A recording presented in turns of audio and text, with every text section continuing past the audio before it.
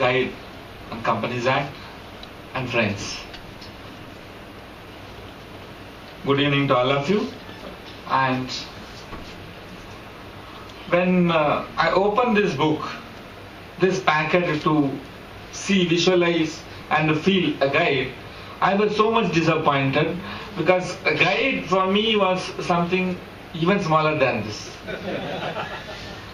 Because when I had I would call it as my tenderfoot learning about what is debit or credit, in spite of going through all those biblical texts, etc., and in spite of going through all these things, nothing entered into my mind. And then one of my friends suggested me a very small book given by, I think, How to Read a Balance Sheet, ILO book, presentation by ILO, which is a very small book.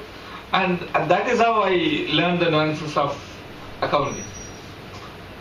So that was, and to find out a book of this sort, though I was initially disappointed, but he has in fact performed, Mr. Dhanapal has in fact performed a hat trick.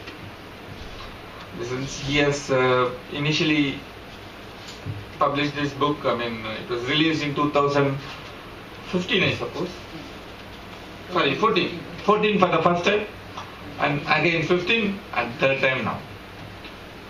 And as I had certain initial references for the book, yes, the book had a comparison of what was there in 1956 Act and what is the present situation, and various new provisions about, say for example, serious fraud investigator office, then corporate the provisions relating to corporate social responsibilities, one director companies, what is the role of a woman director, and where and what occasions a party can claim the risk, and all the new provisions of this act. Though Companies Act has been amended right from 1956, almost there were some 5-6 amendments, major amendments through bills, but 2013 was a tandem shift. It was a great shift, and then you have this new act.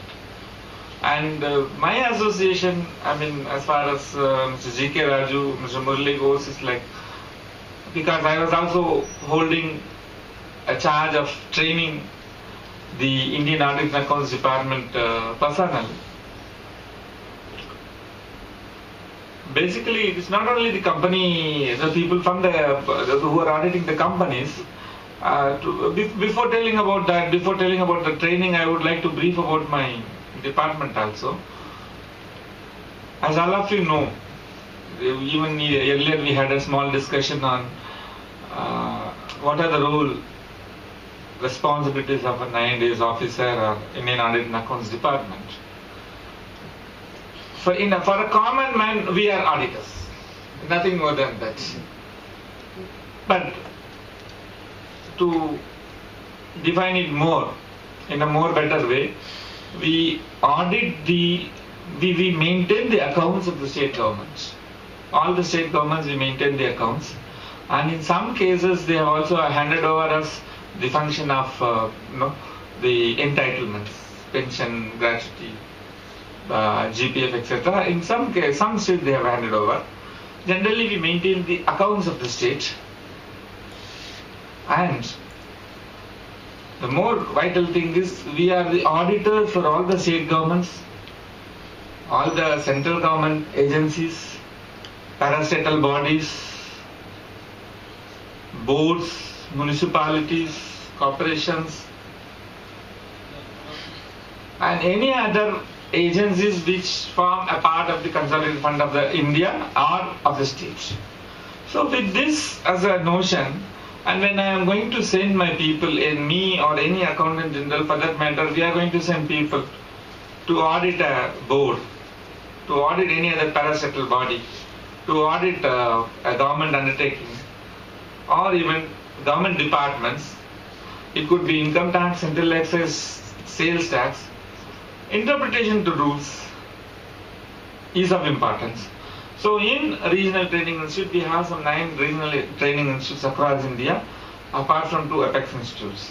So there we train our people on various aspects. It could be sometimes some courses on income tax, some courses on sales tax.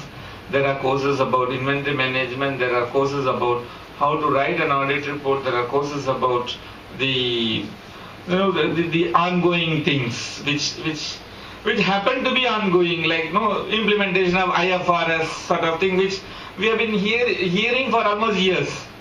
And still we say that, okay, next year it will happen, next year it will happen. So these sort of ongoing things, to keep abreast with the knowledge, we train our people on these issues.